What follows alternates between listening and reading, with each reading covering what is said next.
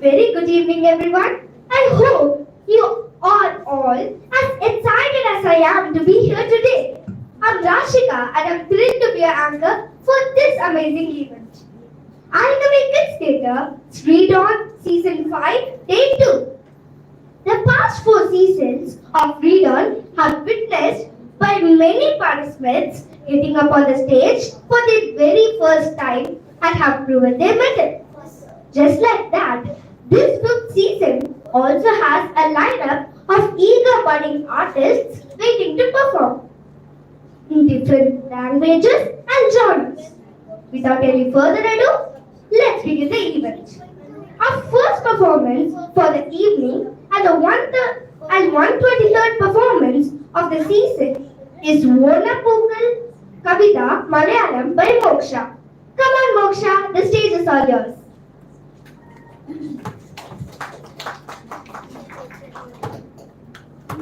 Before we begin, a few house rules to be maintained. Please keep your phones strictly on silent. No intervals are allowed inside the black box studio. And please, we request you to be in silence when a performance is happening. And please enjoy the show. Thank you.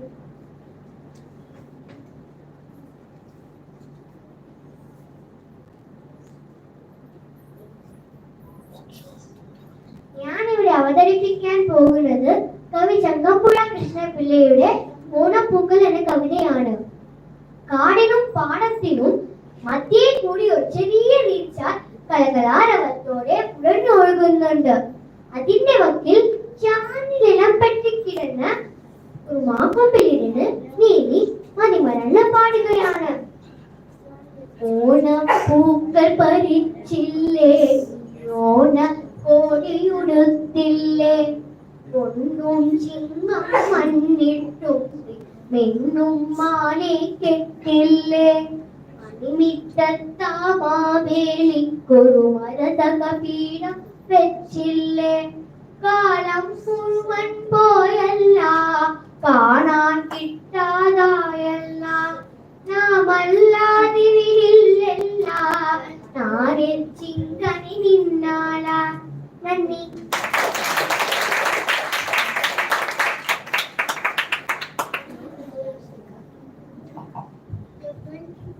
Wow, what a rhythmic performance by Moksha.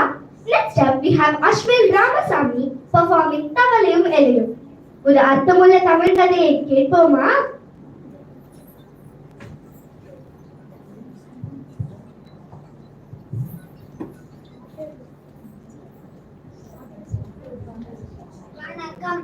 வணக்கம்.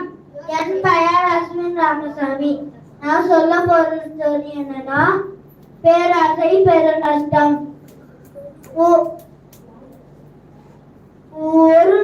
ஒரு காட்டுல எலியும் தவளையும் நம்பருக்காக இருந்தாங்க. ஒரு நாள் எலி நல்மணிகளையும் தவளை பூச்சிகளையும் சாப்பிட்டு இருந்தது. அப்ப எலி சொல்ல, அவன் அப்ப கொத்திட்டு போவான்னு தெரியலடா, பயம் பக்குன்னு இருக்கடான்னு சொல்ல, தவளை சொல்ல, உண்மைதான் நம்ம தூங்கவே நிம்மதியா தூங்க முடியல. பாம்பு அப்ப கப்பிட்டு போவோம்னு சொல்லட, பயமா இருக்குடான்னு சொல்ல, அப்படி பேசிக்கிட்டு இருக்கப்ப அந்த வழியா பாம்பு வந்தது. பாம்பு 2 பேரையும் பார்த்துருச்சு. பாம்புக்கு 2மே வேணும்னு ஆசைப்பட்டுச்சு. இப்ப எலி தவளை சொல்ல, ஓடு இருந்தா நாளைக்கு பார்த்துப்போம், இல்லாட்டி சொகத்துல பார்த்துப்போம். இந்த வழியா போ, நான் இந்த வழியா போறேன் சொல்லிட்டு ஓடிடுச்சு. இப்ப பாம்பு ஆறு பகல்ல போறதுன்னே தெரியல. எலிதான் ஃபர்ஸ்ட் வருது. அதை போய் கொடுத்தா அதுக்குள்ள அது ஓடிடுது. தவளைதான் போடு, அதை போய் குடிக்கலான்னு அதை போய் கொடுத்தா அதுக்குள்ள அது தண்ணிக்குள்ள போயிடுது. இப்ப பாம்பு மட்டும் பசியோட வீட்டுக்கு போயிடுது. இப்ப மாரல் ஆஃப் ஸ்டோரி என்னன்னா, ஆத்துல ஒரு கல் சேத்துல ஒரு கல் வைக்க கூடாது. Thank you.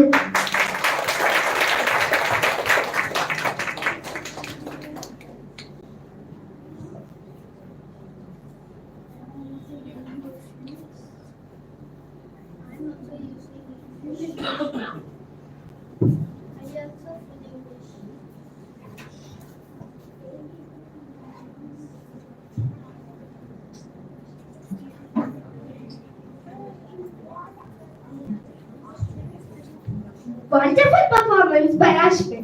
Next up we have Shivani at 125 performance Hindi poem in her own style. A very warm welcome to Shivani.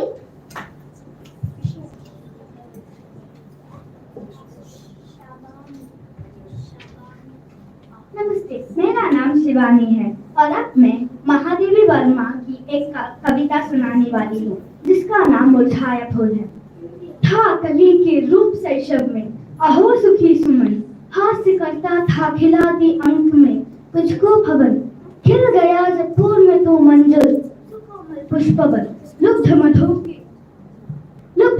के हेतु मंजाते लगे आने भ्रमर, स्निग्ध किरणें चांदती तुझको हंसाती थी सदा, रात तुझ पर गाती मोतियां की संपदा, लोरियां गाकर मधुप निंदा विवश करते तुझे, यत्न माली का रहा आनंद से भरता तुझे, कर रहा अटखेलियां इतना सदा उद्यान में, अंत का यह दृश्य आया था कभी क्या ध्यान में, सो रहा अब तो धरा पर रुष्क बिखराया हुआ, तो कोमल का नहीं मुख मंजो मुरझाया हुआ, आज तुझको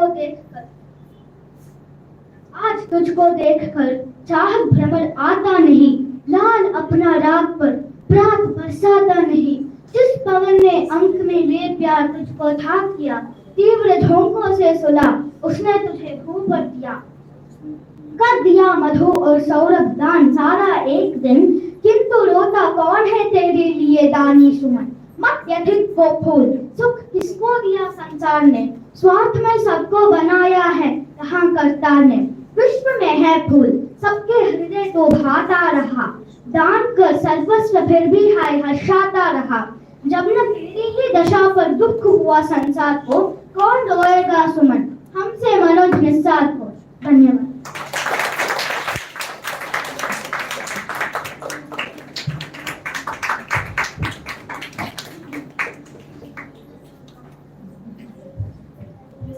Thank you, Shivani. That was a heartfelt recitation. Next up, we have Yuvam Ramta performing a story called The Lion by Roald Dahl. Let's give it up for Yuvam.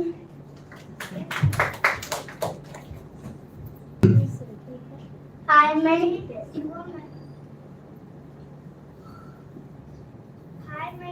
Yuvam. And I'm going to tell the lion by Roald Dahl. The lion just adores to eat a lot of red and tender meat. And if you ask a lion what is much that the texts of the Lord, he won't say a roast of lamb or fried beef or devilled ham or crispy pork or pumpkin hash or sausages or mutton mash. And could it be a big plum-hen? The lion answered no. What could it be then? Oh lion dear, could I not make you happy with a lucky stick? Could I any tell you on a layer with rabbit pie or roasted egg? The lion smiled and shook his head. He came up very close and said, the meat I'm about to chew is neither stick nor chop, it's you. Thank you.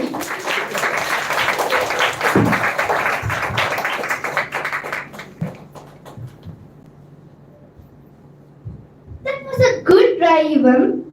Next up, we have Bhavani Venkatraman performing a wonderful story called Race of the School for Good and Evil. Let's give her a warm welcome.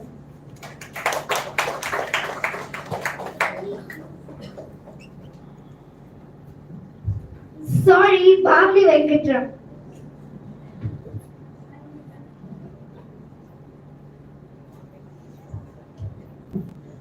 Hi everyone, my name is Bhavani and today I will be narrating a small excerpt from the novel The Rise of the School for Good and Evil by Soman Chainani. The pen writes a new schoolmaster's name, but this time it doesn't write one name, it writes two. The pen is called Historian, long and steel, sharp at both ends. It floats into the air over the two boys. It's stiff like an iron. Then it speaks. The voice warm and ageless, neither male nor female. In exchange for immortality, in exchange for eternal youth, I choose you, two brothers, one for good, one for evil. Your loyalty to your blood greater than the loyalty to your sex. As long as you love each other, the world stays in balance. Good and evil, brother and brother. But each schoolmaster faces a test. Yours is love. Betray that love and the test is failed. You will wither and die. You will be replaced. Raise your hands to seal this oath. The boys do. Twins who are the same face. Rian, skin golden, hair wild, lifts his hand. The pen glows hot and slashes his palm. Rian crying out. Then Rafal, skin milky white, hair like silver spikes. The pen it stabs his hand and Rafal doesn't flinch. The pen's glow fades. It's still growing cold.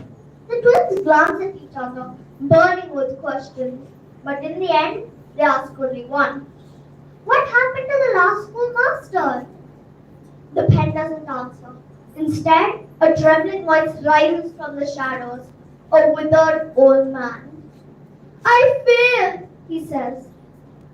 Now, if not for a boy named Aladdin, the School for Good and Evil might never have started kidnapping readers like you. You'd be safe in your bed. I have stolen to a world where fairy tales come true for some and end in death for others. But Aladdin is where the tale starts. The tale of what happened between the two schoolmasters, two brothers, good and evil, who ruled the legendary school. But Aladdin hasn't the faintest clue he's part of a larger story. He's too busy thinking about his magic lamp. He knew he should work in the shop. He knew he should be in his family's tailoring shop. But like usual, he'd slipped away the moment his father father turned his back and bounded off to Mahaba market on the hunt for good fortune. Mahaba had sparked him to life. The smells, the sounds, the girls, and also 1 hour was worth 1,000 days in his family's shop. He knew he should work in the shop, of course, that a good boy would do as he told. But tailors don't marry the Sultan's daughter, and that's what he dreamed of. A princess, a crown, and the respect of people. The kind of respect no one gave him. Thank you. If you like my story and you want to read the whole story, then please see The Rise of the School Booker and Evil by Sophia. Thank you.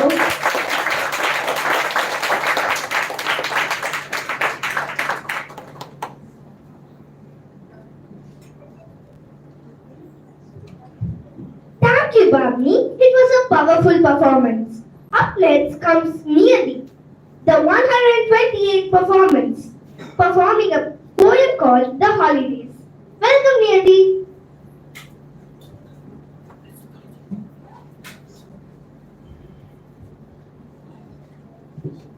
Hello, I'm Neti of grade 2 senior from Kegannagar College.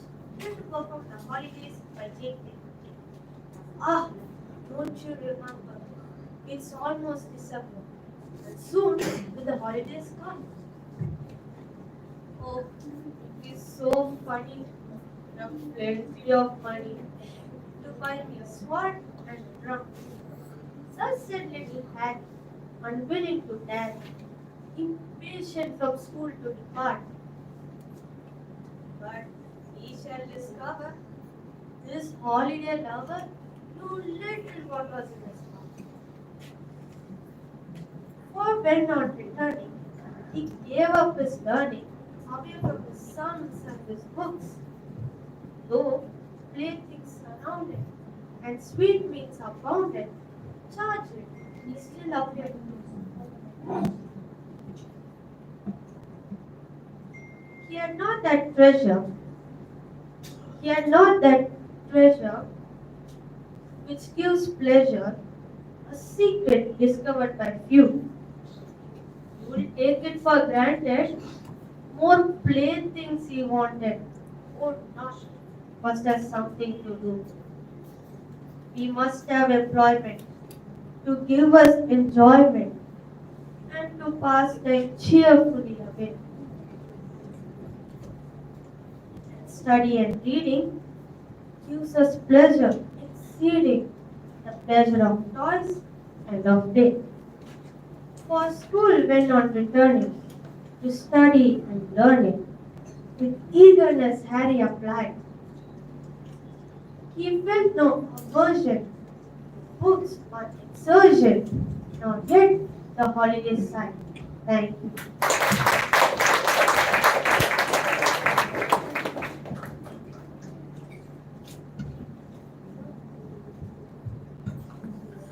Oh, it reminds me about my holidays. Up next, we have Harshavardhan performing What Shall I Make? Let's give a big round of applause for welcoming Harshavardhan to the stage.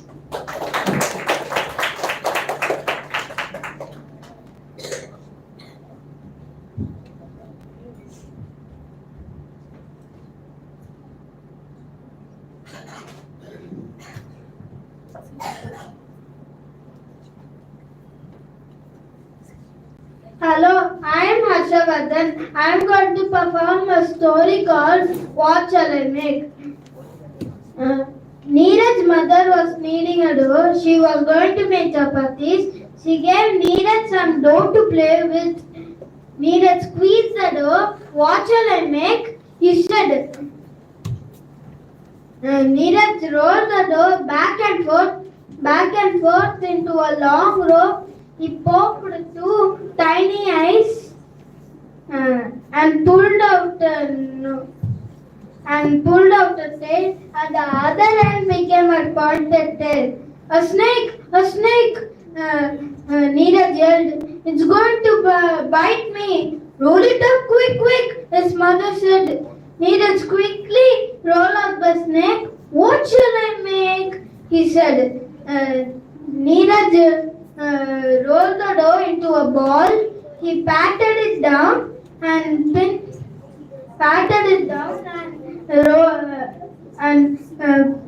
and poked two tiny eyes and pulled out a nose. At the other end became a long tail. A mouse! A mouse! Neeraj yelled. It's going to run all over the house. Roll it up quick, quick, his mother said. Neeraj quickly rolled up the snake. No mouse. What shall I make? He said. Neeraj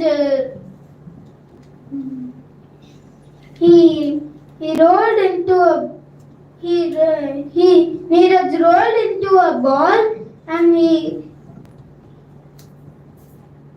pinched off a small ball and stuck it on a big ball. He made round eyes and ears and the other end became a long tail. A cat! It is going to drink up all the milk. Neeraj yelled, roll it up quick, quick. His mother said, Neeraj, I can't, it's growing and growing. A lion, Neeraj yelled, it is opening its mouth, it got a big teeth. Neeraj yelled, he grabbed the lion,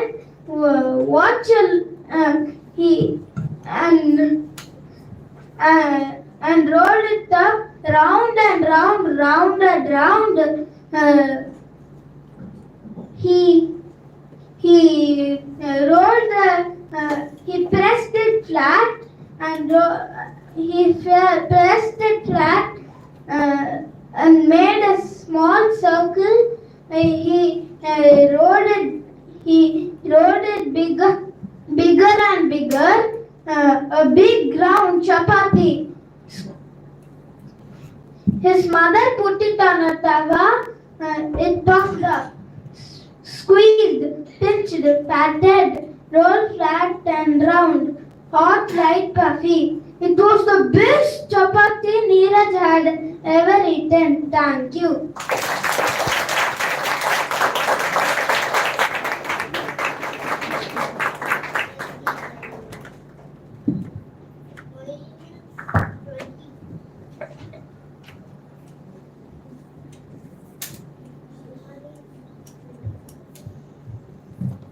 Good try, Harshvardhan. Next up we have Chinmayan R.S. who will do a performance on Spoken by Polonius from Hamlet, Act 1, Scene 3. The stage is all yours, Chinmayan.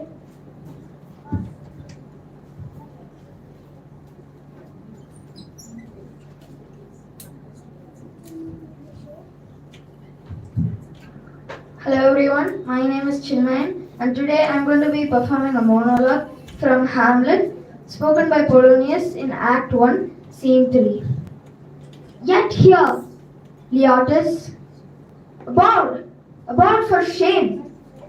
The wind sits in the shoulder of your sail, and you are stayed for. There, my blessings with thee, and these few persons in thy memory. Look, thou character, give thy thoughts no tongue, nor any unproportioned thought his act. Be thou familiar, but by no means vulgar.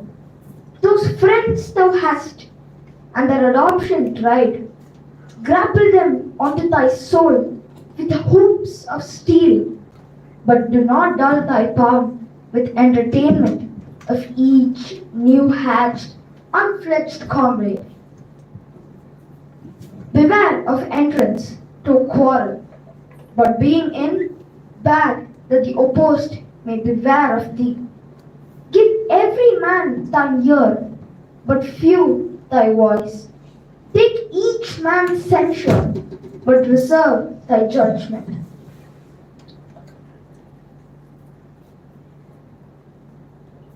Costly thy habit, as thy purse can buy, but not expressed in fancy, rich, not gaudy, for the apparel oft proclaims the man, and they in France, of the best rank and station, are most select and generous, chief in that. Neither a borrower nor a lender be, for loan oft loses both itself and friend, and borrowing dulls the edge of husbandry. This above all, thine own self be true, and it must follow as the night the day. Thou canst not be false to any man. Thank you.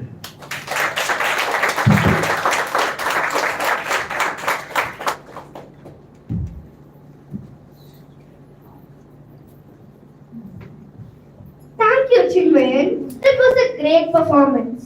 Now we come to the 14th performance by Srivatsan. What I believe. So excited to know what he believes. Welcome, Srivatsan.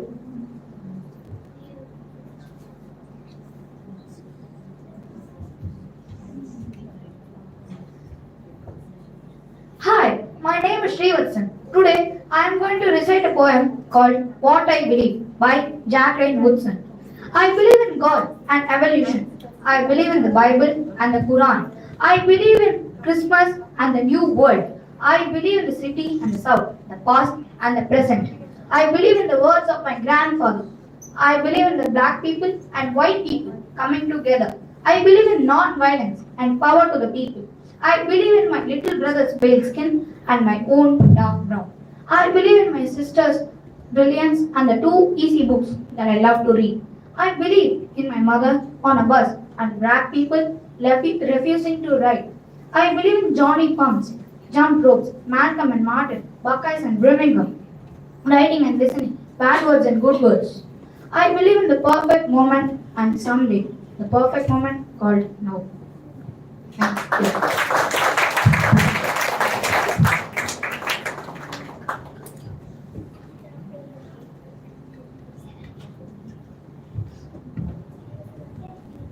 Thank you, Srivatsan. That was really a reviving performance. Up next, we have the 132nd performance as Vishnu Vardhan performing a poem called I Had a Little Nut by Roldan. Welcome, Vishnu Vardhan, to the stage.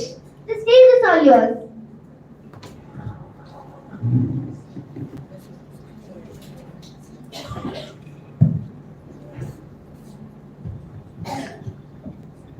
Good evening, my name is Vishnu.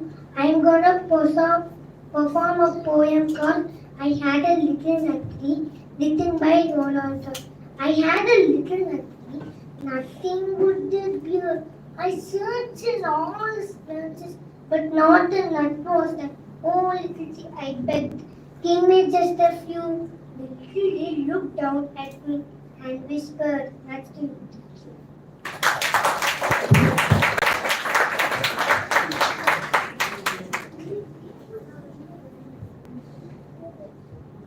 Wow, very nice, Vishnuvardhan. Now I'm signing off and welcoming the next anchor, Rudraksh. All the best, Rudraksh.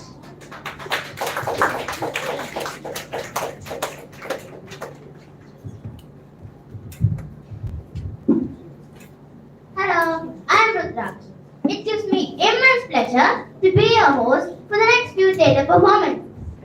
Now, let us welcome our 133rd performer who will bring to life Jane Taylor's poem, The Violet.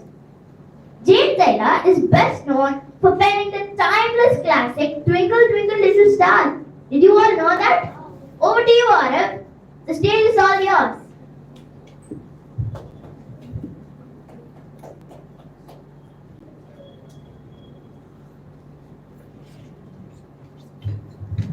Hello everybody, I'm Ara from Grade 2 Senior. Today, I'll be performing a poem written by Jane Taylor. Here we go. Down in a green and shady bend, a modest violet grew. Its stalk was bent, It hung its head as if to hide from view, and yet it was a lovely flower. Its colors bright and fair, it might have graced a rosy bower instead of just hiding there. Its sweet perfume diffused in the valueless air. Thank you.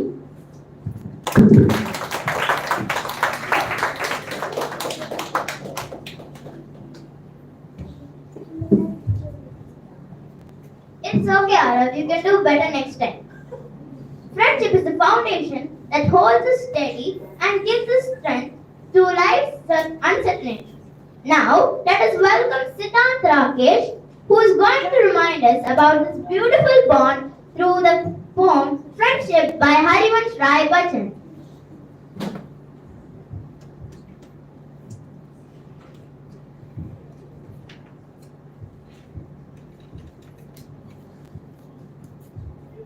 नमस्कार। हरिवंश राय बच्चन के लिखित द्वारा एक कविता का नाम दोस्ती। मैं यादों का किस्सा खोयूं तो कुछ दोस्त बहुत याद आते हैं। मैं यादों का किस्सा खोयूं तो कुछ दोस्त बहुत याद आते हैं। मैं गुजरे पल को सोचूं तो कुछ दोस्त बहुत याद आते हैं। अब जाने कौन सी नगरी में आबाद है जाकर मुदत से, अब जाने कौन सी नगरी में आबाद है जाकर मुदत से, मैं देर रात तक जागूं तो कुछ दोस्त बहुत याद आते हैं। सबकी जिंदगी बदल गई, एक नई ज़िरे डल गई। सबकी जिंदगी बदल गई, एक नई ज़िरे डल गई। सबकी जिंदगी बदल गई, अब नई रात तक जागूं तो कुछ दोस्त बहुत याद आते हैं। कुछ बातें दी फूलों जैसी, कुछ लजीज खुशबू जैसी। कुछ बातें दी फूलों जैसी, कुछ लजीज खुशबू जैसी। मैं शहरे चमन डालूं तो कुछ दोस्त बहुत याद आते हैं। सारे यार गुम हो गए, तू से तुम हो गए और आप हो गए हैं। सारे यार गुम हो गए, तू से तुम हो गए और आप हो गए हैं। मैं गुजरे पल को सोचूं तो कुछ दोस्त बहुत याद आते हैं। किनारों पे सागर खजाने नहीं आते, किनारों पे सागर खजाने नहीं आते, फिर जीवन में दोस्त पुराने नहीं आते। जी लो इन पलों को हंस के दोस्त, फिर लौट के जमाने नहीं आते। जी लो इन पलों को हंस के दोस्त, फिर लौट के जमाने नहीं आते। धन्यवाद।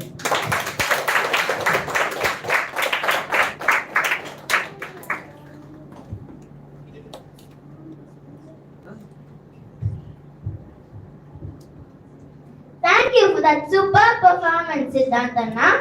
Up next, we are about to hear the violet once again, but this time from Ritika Sharvini. Good luck, Ritika.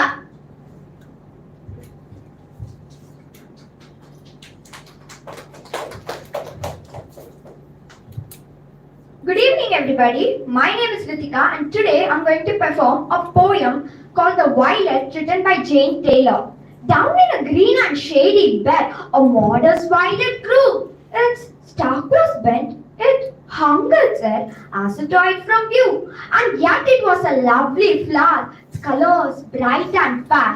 It might have graced a rosy bower instead of hiding there. It might have graced a rosy bower instead of hiding there.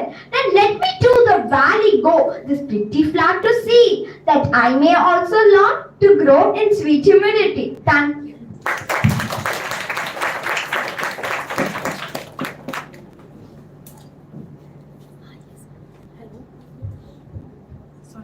Thank you for that amazing poetry rendition, Ritika. The next performer of the day is Rashika, who will be narrating an extract from the thrilling novel, The Hidden Staircase. I am excited to hear the extract. Aren't you too? Okay, enough of the talking. Let me call Rashika.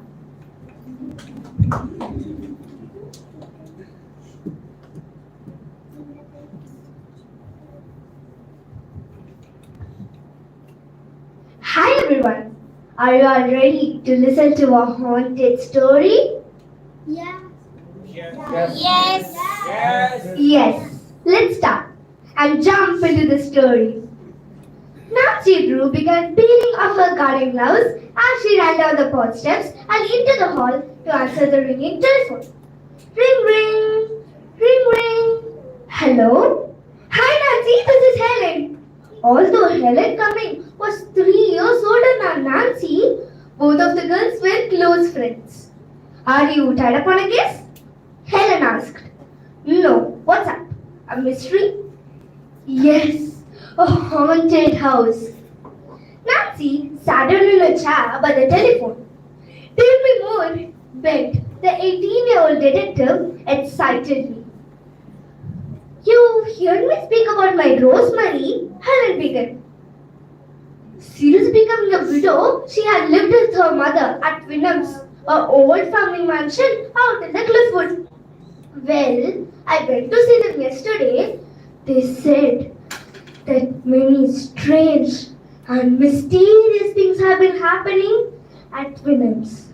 I told them how good you are in solving mysteries and they would like you to come out at Wynnham's and help them out. Helen paused after breath. Certainly sounds intriguing, replied Nancy, her eyes dancing. If you're not busy, me and Aunt Rosemary would be like an hour to discuss about the ghost with you. I can't wait. After putting the phone down, Nancy was lost in thought for several minutes. Still solving the secret of the old clock, she was longing for another case and here was her chance. Attractive blonde-haired Nancy was brought out of her daydreaming by the sound of the door. Ding dong!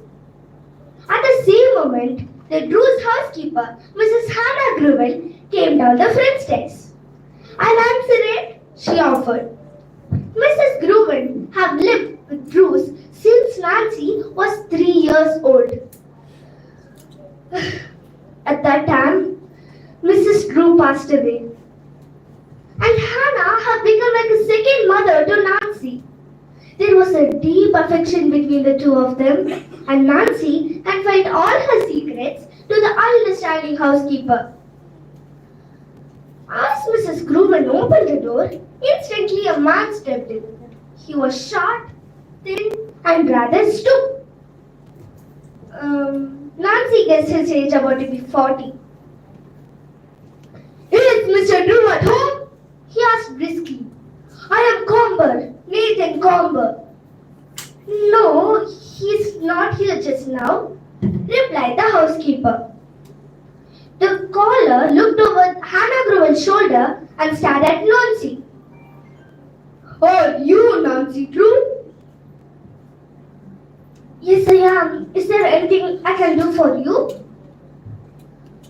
Nathan Comber straightened up his body and said, I have come out of the goodness of my heart to warn you. Warn us? About what? Nancy asked quickly. The man's shifty gaze moved from Hannah to Nancy. Your father is in great danger, Miss Nancy Drew, he replied. Both Nancy and the housekeeper gasped. You mean this very minute? Questioned the housekeeper. Thank you.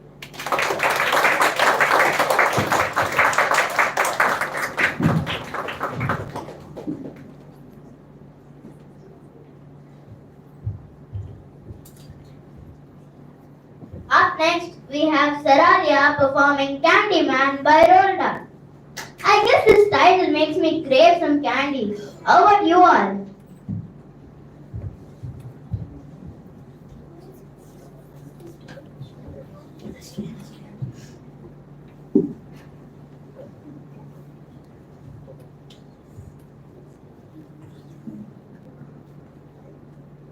Hello everyone, my name is Saralia and I'm going to perform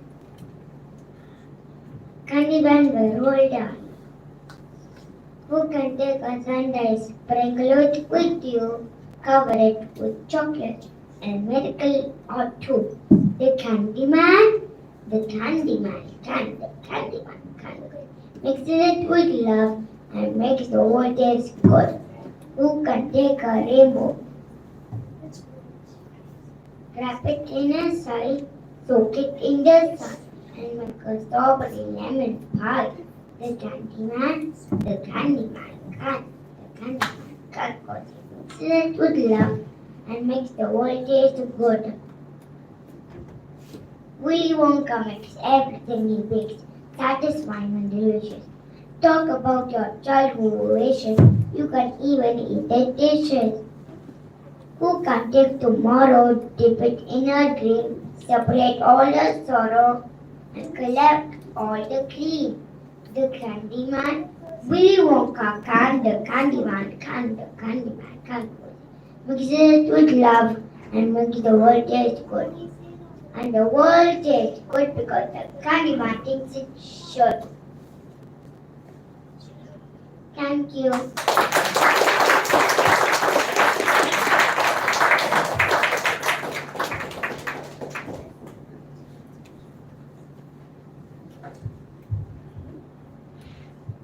Good try, Saralia, but we can always do better next time. Up next, we have Rohan Raj reciting the poem Village Green by Anne Taylor.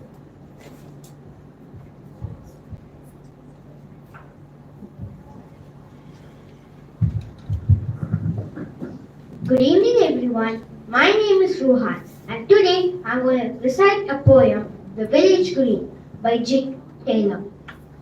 On a cheerful village green, skirted round with houses small, all the boys and girls are seen playing there with hoop and ball.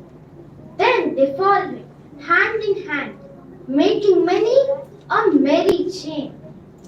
Then they form a warlike band, marching o'er the level plain. Now ascends the worsted wall. High it rises in the air, or against the cottage wall, up and down it bounces there. Then the hoop, with even pace, runs before the merry throngs. Joy is seen in every face, joy is heard in cheerful songs.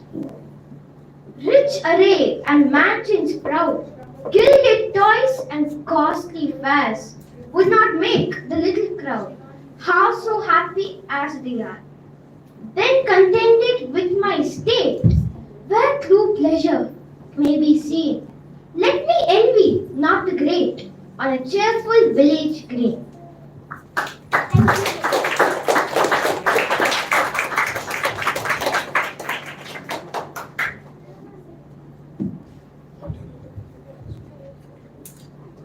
Wow, Rohan, that was so good. The poem indeed evokes a sense of community and carefree fun one can have in rural life.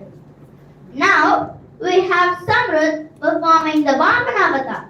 It is from a rich and fascinating history weaved with magic. I am excited to hear his voice now.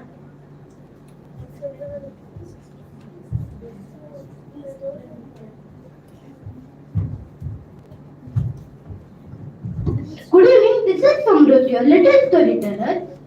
But don't let my size fool you here. I have a wonderful and a powerful story for you all. So, gear up for the ride. Once upon a time, there was a demon king named Mahabali. He was very generous, but also very proud. He decided to conduct a grand yajna and give away lots of gifts to show off his wealth and power. He even thought, maybe I should get an award for being the most generous king ever. Hearing this, Lord Vishnu decided to teach Mahabali a funny lesson. He took the form of a tiny cute Brahmin boy named Vamna. Vamna wore simple clothes and carried an umbrella that looked more like a toy. When Mahabali saw this tiny cute Brahmin boy, he couldn't stop laughing. He asked, ha ha ha ha ha. What do you want, little boy? A candy or a toy? Vamna replied with a sweet smile. Oh, great king, I don't need much. Only three pieces of land. Mahabali chuckled at her. This boy's argument was such a little thing. I can give him 3 pieces of land and still have plenty for my playground. Mahabali agreed and told Vamna to take his 3 pieces of land. So, do you know what happened? Vamna started growing bigger and bigger. The first step covered the whole entire earth. Mahabali's eyes widened. He looked up and said, oh, this is such a big step for a tiny. Second step covered the whole sky. Mahabali looked up and said, "Wow, this boy needs some big shoes." Then Vanda looked down and asked Mahabali, "So, where do I place my third step?" Mahabali, now understanding this was no ordinary boy, he gulped and said, "Place your third step on my head, but not too hard." Vanda placed a third step on Mahabali's head gently, and down he went to the nether world. Because Mahabali was a good king and kept his promises, Lord Vishnu blessed Mahabali to visit his people once a year during the festival of Onam. So, dear friends, what is the moral of the story? This story shows us a valuable lesson in being humble and keeping our promises. Thank you.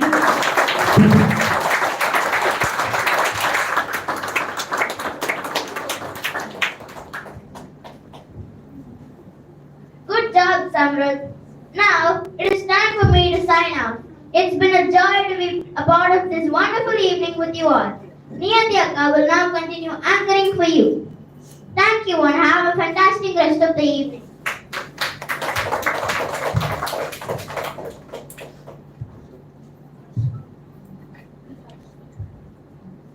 Thank you, Rudraksh.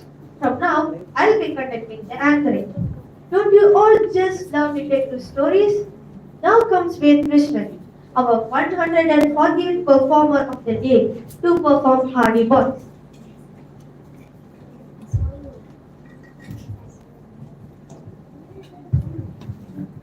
Hello everyone, my name is Ved. I'm going to narrate the story from Hardy Boys, The Tower Treasure. Frank and Joe Hardy clutched the grips of their motorcycles and stared in horror at the oncoming car. It was carrying from side to side on the road. "He will hit us! We better climb this hillside and fast!" Frank exclaimed as they brought their motorcycles to a screeching halt and leaped off. "On the double!" Joe cried out as they started up the steep embankment. To their amazement, the reckless driver suddenly pulled hard to the right and turned into the side road on two wheels. The boys were expecting the car to turn over, but it hit the dust ground and sped out of sight. "Wow," said Joe. "Let's get out of here before the crazy guy comes back." It's a dead-end road, you know." The boys scrambled back into their motorcycles and gunned them a bit to get past intersecting roads in a hurry. They rode in silence for a while, staring at the scene ahead. On the right side was an embankment with tumbled rocks and boulders, sloped steeply to the water below. On the opposite side rose a jagged cliff. The little traveled road was widening and was just wide enough for two cars to pass. "Boy, I hate the fall off at the edge of this cliff," Frank remarked. "We'll be smacked. It's like a 100-foot fall." "You're right," Joe agreed. We surely smashed to bits before we even got to the bottom." Then he smiled. "Watch your step, Frank, or Dad's papers won't get delivered." Frank reached into his jacket pocket to make sure that several important legal papers which he was delivering to Mr. Hardy's were still there. Revealed to find them, he chuckled and said, "After we helped Dad with his last case, he ought to set up the firm of Hardy and Sons." Thank you.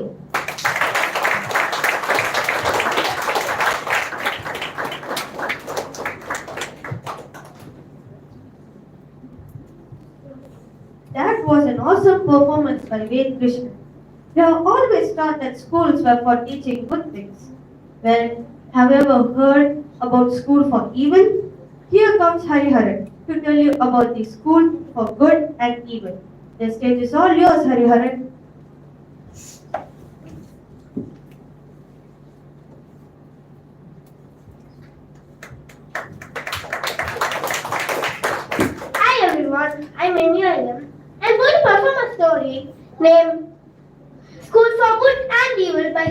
shine on it.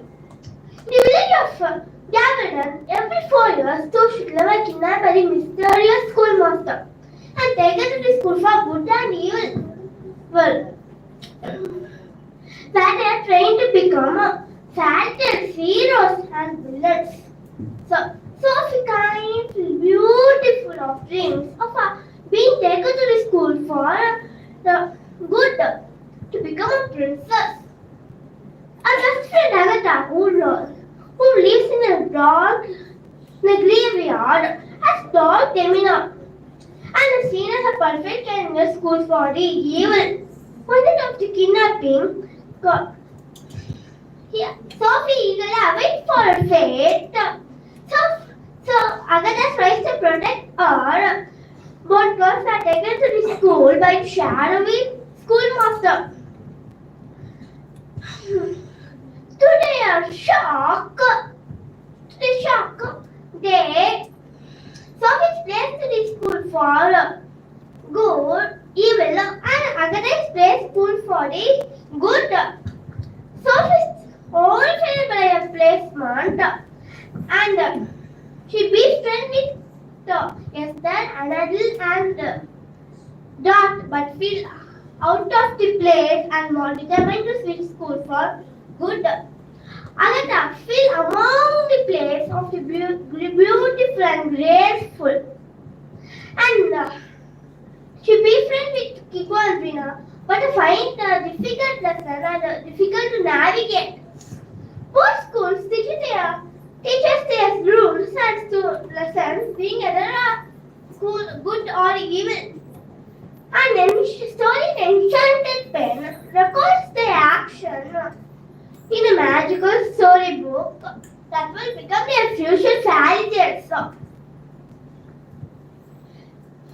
Sophie and Agatha learned that the schoolmaster manipulates even to maintain a balance between good and evil. Sophie and Agatha make several attempts to switch the schools. Believing a mistake has been made. They are repeatedly taunted by school magic.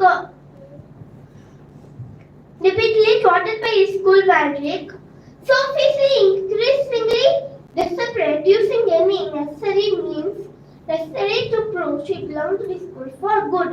The end. The moral of the story: the beautiful must not be shown in the face; it must be shown in the art. Thank you.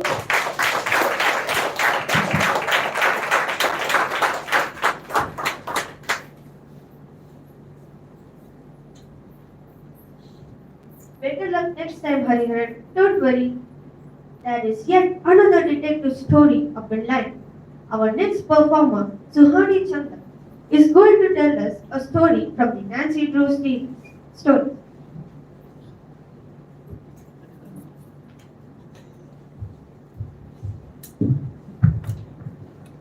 Hello, my name is Suhani, and today I'm here to narrate a story, Scream for Ice Cream by Nancy Drew. Ooh, my stomach! The voice moaned. That's not a ghost, Nancy said. It's Kevin. George opened the door for light. Behind the pile of firewood, the girls found Kevin.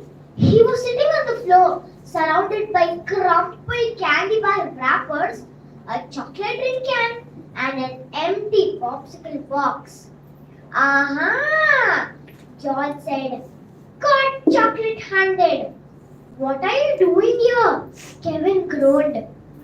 His face was smudged with chocolate stains. So was his white t-shirt. We're looking for chalk full of chocolate ice cream, Bess said with a smirk. Got any chocolate? Kevin groaned. He stuck out his tongue and made a gagging sound. Don't even say the word. Nancy felt bad that Kevin had a stomachache, but she was aching to ask him questions. What's the deal with all this chocolate, Kevin? Nancy asked. You are not even allowed to eat it. That's why I spent my birthday money on tons of this stuff, Kevin explained. My mom and dad said I could spend it on anything I wanted. So you ate it all? Bess asked. Yeah, but don't remind me. Kevin groaned again. Your name was on the contest list, George said. Weren't you going to use the chocolate to make ice cream?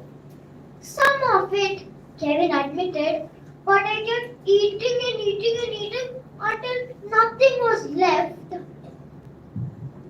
If I had that silver ticket, I'd be able to eat all the ice cream I wanted. Not if your parents had to sign a permission slip too, Nancy pointed out. If you want to know more about the story, you can refer the book Scream for Ice Cream by Nancy too. Thank you.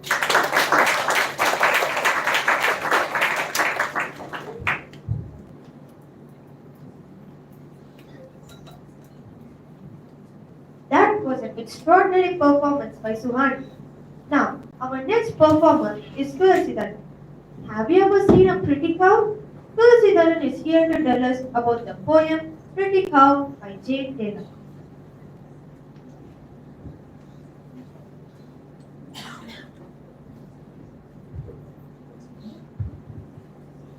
Hi, my name is Tulsidaran and I'm going to perform a poem called Pretty Cow by Jane Taylor. Thank you, pretty cow, that made pleasant milk to soak my bread every day and every night. Fresh, warm, sweet and white. Do not chew the hemlock crank growing on the weedy bank. But the yellow cow's lips eat, that will make it very sweet. Where the purple violet grows, where the bubbling water flows, where the grass is fresh and fine, pretty cow, go there and then. Thank you.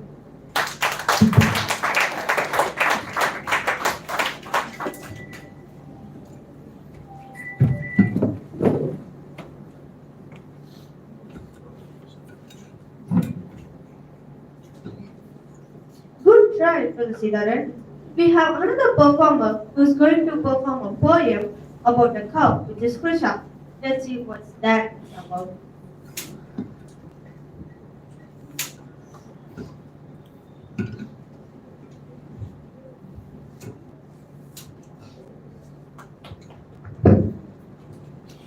Hello everyone, I am going to perform the poem called The Friendly Cow. The friendly cow, all red and white, I love with all my heart.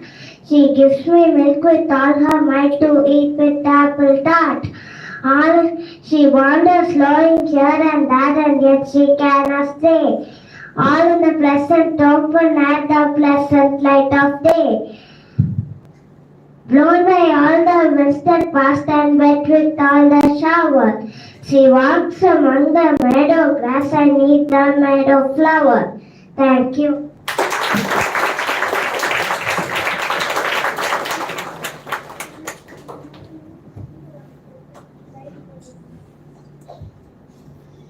That was a good performance by Krisha. When it comes to boating, rowing comes to our mind. Now comes from Punya, who is going to perform the rowing song by Royal Duck. The stage is all yours, Punya.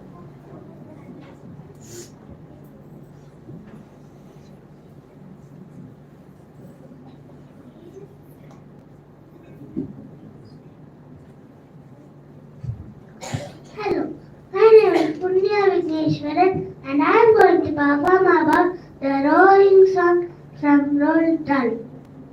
Round the world and home again, that is the sailor's way.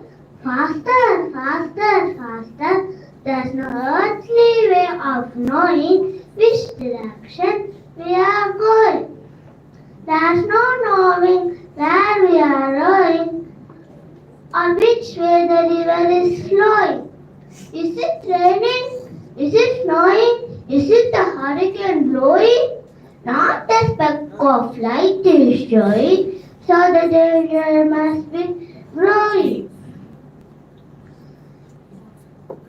The fire of hell glowing is the grisly river mowing. Yes,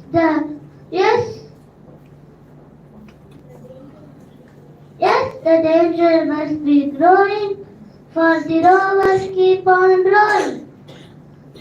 And suddenly, not showing any sense that they are slowing. Thank you.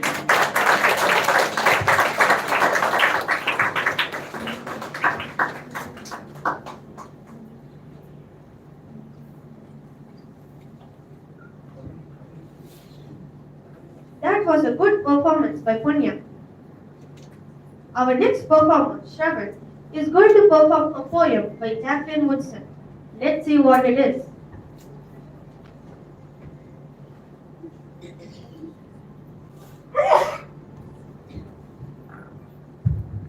Hi, my name is Shravan. Today I am going to perform a poem called Stevie and Me by Jacqueline Wilson.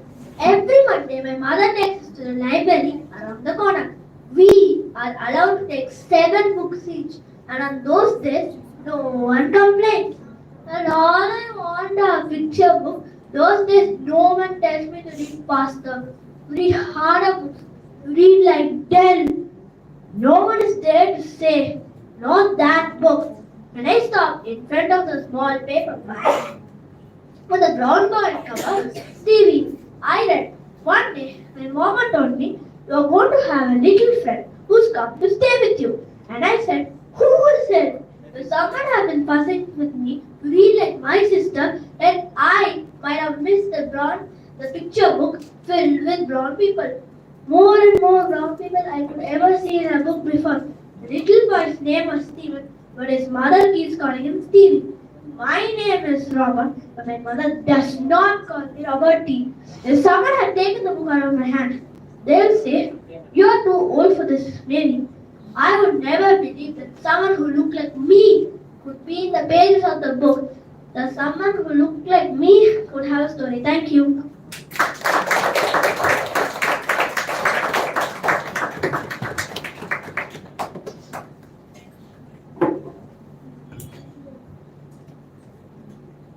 That was an excellent performance, Shravan. We all know about the famous Wizard of Oz. Now, our next performer, Shivani, is going to perform a part of the Wizard of Oz. The stage is all yours, Shivani.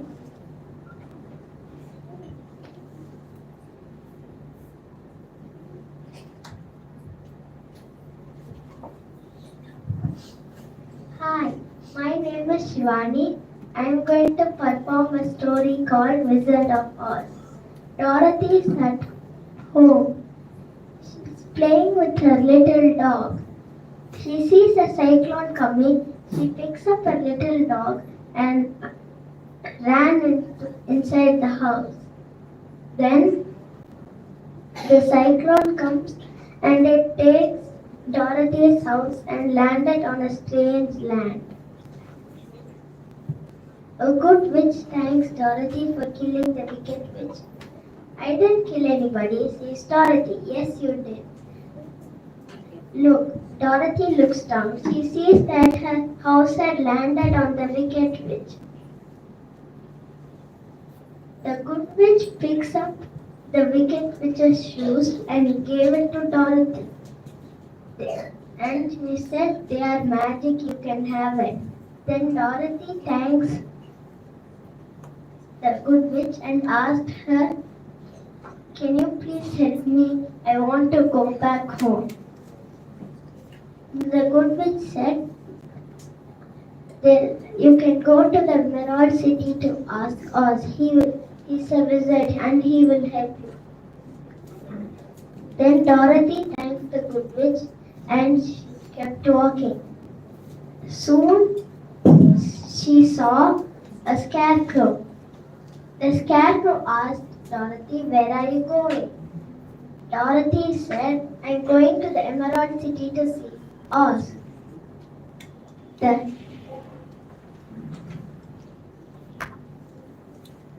scarecrow asked, can I also come with you? I want to ask Oz to give me a brain. Come on, then says Dorothy, and they kept walking. Soon they saw a Tin Woodman. Where are you going? Asked the Tin Woodman. We are going to the Emerald City to see Oz, says Dorothy. can I also come with you? I want to ask Oz to give me a heart. Can, come on then, says Dorothy.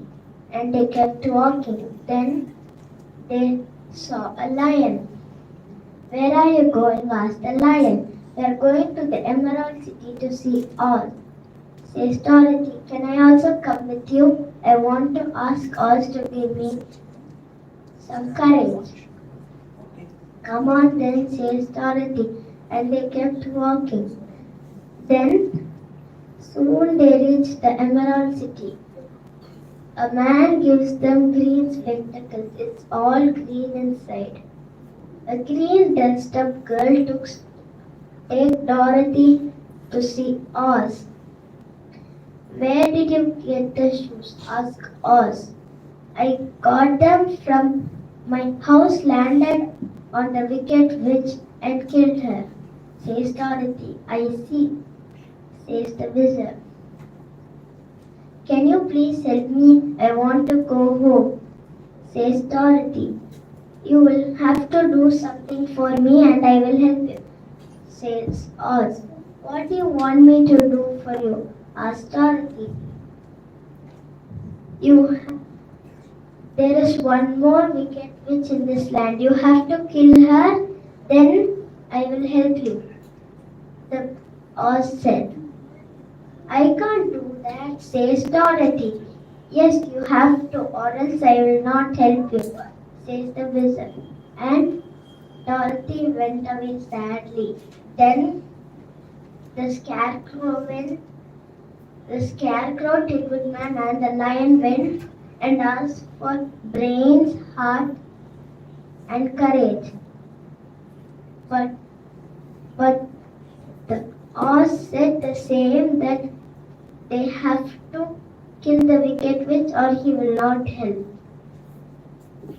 Then the Scarecrow said, we have to kill the wicked witch or Oz will not help us.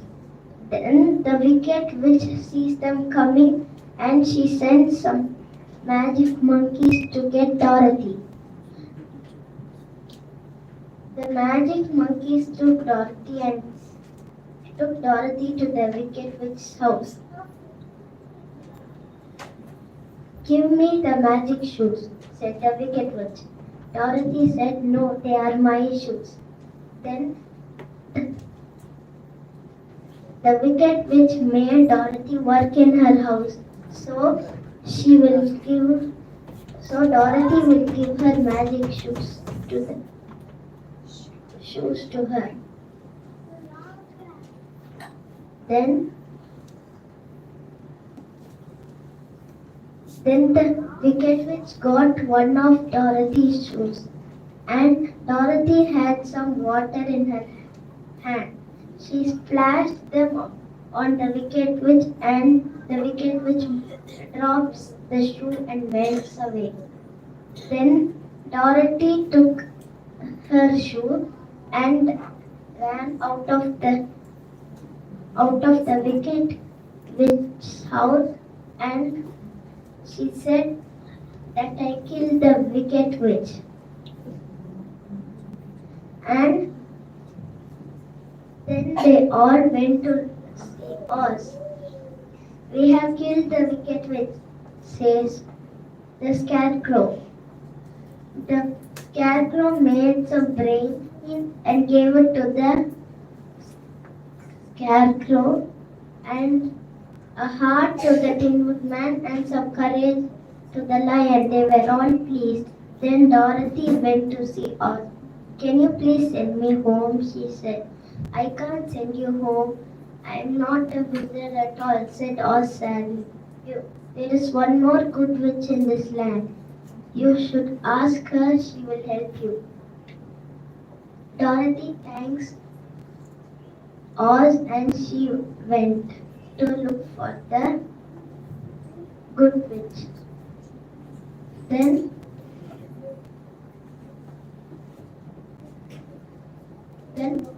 the good witch asked them, what do you want me for?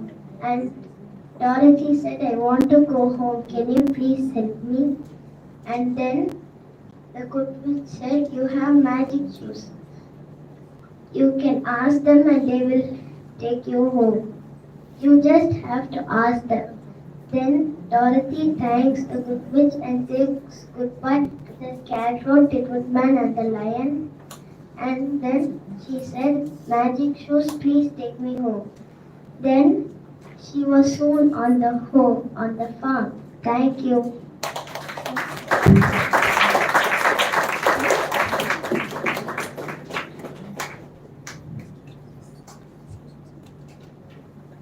Good attempt, Shivani. Better luck next time.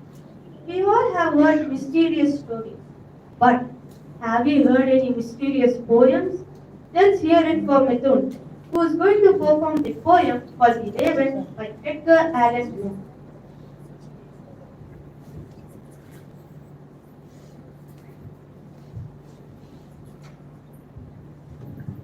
Hi, my name is Mithun. Now I'm going to present a poem called Raven by Edgar Allan Poe.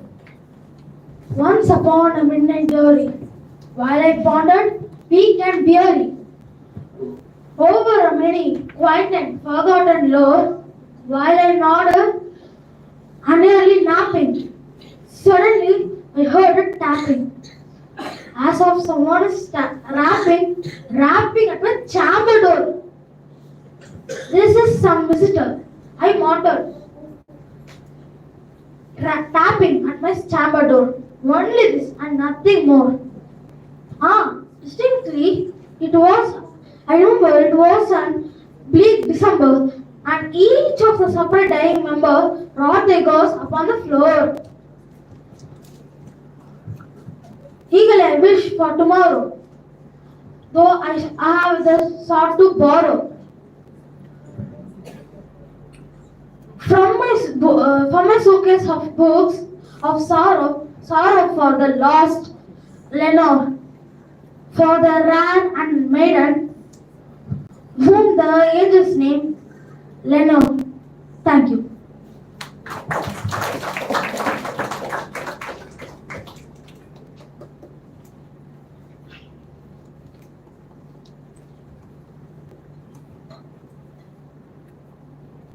That was an excellent performance by Mithun. Now, our next performer, Ashriya, our 149th performer of the day, is going to tell us about Spiderwing, written by Tony, Dieter Lizzie, and Holy Black. It's a set of series of chronicles. The stage is all yours, Ashriya.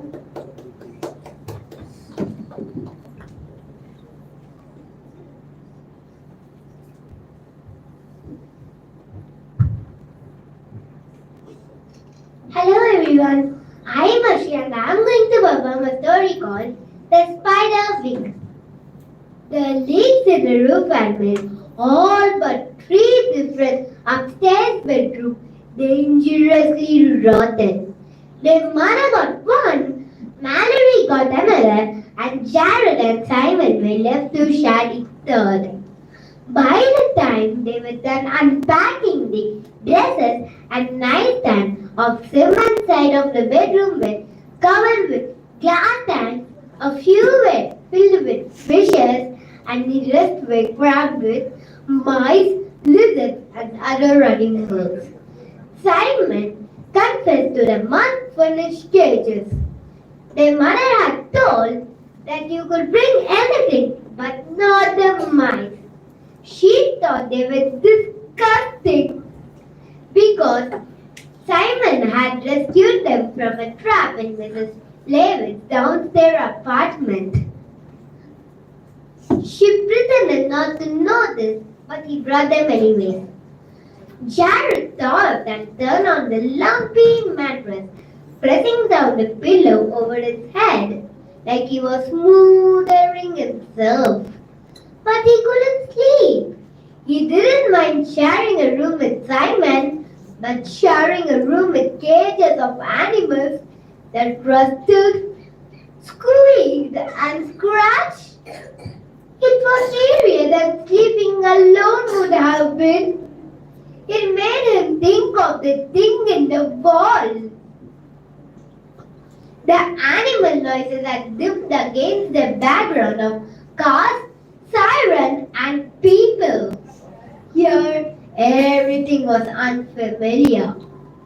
The creak of heights startled him into jerking upright. There was a figure in the doorway with a shapeless white gown with a long dark hair. Jared slipped off the bed so fast that he didn't even remember doing it. It's just me, the figure had whispered. It was Mallory in a nightgown. Thank you.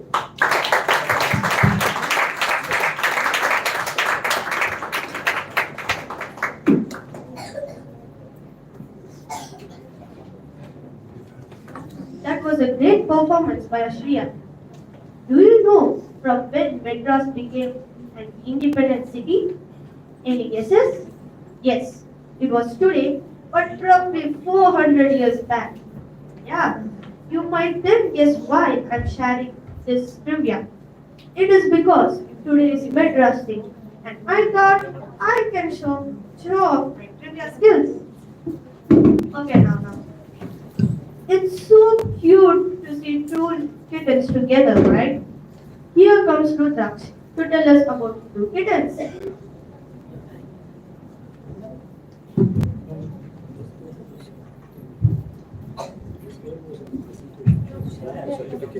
Hello, it's me again. But this time, I'll be performing Two Little Kittens by Jane Taylor. Two little kittens, one stormy night, began to quarrel and then to fight. One had a mouse and the other had none. And that was the way the quarrel began. I will have that mouse, said the bigger cat. You will have that mouse? We'll see about that. I will have that mouse, said the tortoise shell, spitting and scratching on her sister she felt. I've told you before, it was a stormy night when these two kittens began to fight. The old woman took the sweeping broom and swept them both right out of the room. They lay and shivered beside the door till the old woman finished sweeping the floor. Then they crept in as quiet as mice, all wet with snow and as cold as ice. They found it much better that stormy night to lie by the fire than to quarrel and fight. Thank you.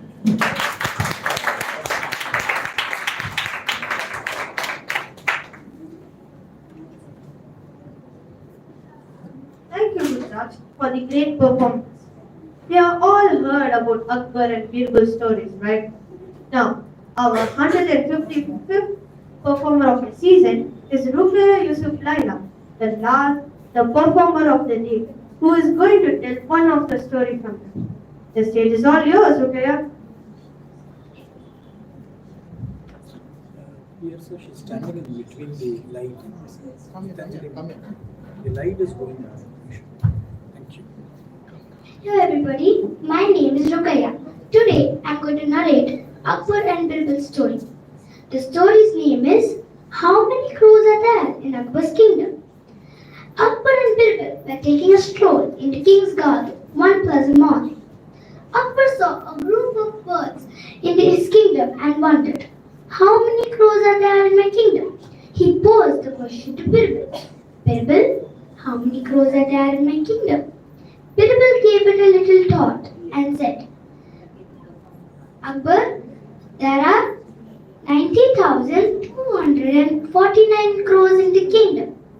Akbar was amazed by his quick response and asked him, Birbal, what if there are a higher number of crows than you just mentioned? Birbal replied, then, Your Majesty, the crows from the neighboring kingdom must be visiting. Akbar asked, okay, Birbal, what if there are a lesser number of crows than you just mentioned? Birbal calmly replied, then, Your Majesty, our crows must be on vacation to the neighboring kingdom. The moral of the story is you can always find a way out if you take it easy. Thank you.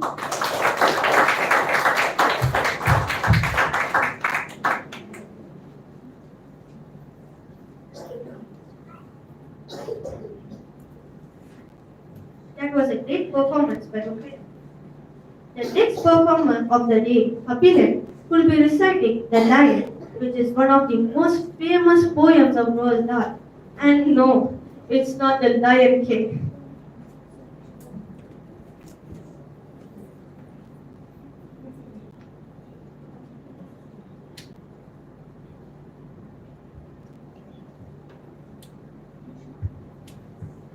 Hello everyone, my name is Kapilan. I am going to tell a poem, The Lion. The Lion by Roald Dahl. The lion just adores to eat a lot of flesh and tender meat. If you ask the lion, what is the tender of the Lord, he will not say a roast of lamb or a curried beef or deviled ham or crispy pork or corned beef hash, sausages or mutton mash. Could it be a big plump hen? He answers no. What is it then? Oh lion dear, could I not make you happy with a lovely steak?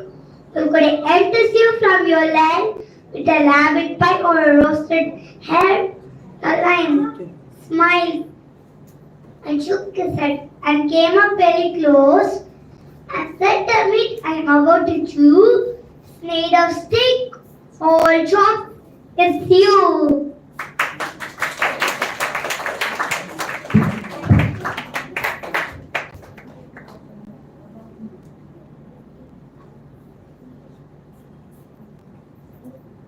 That was a good performance by Kapilin. Thank you, my dear friends, for coming today. It's been a great pleasure performing to you.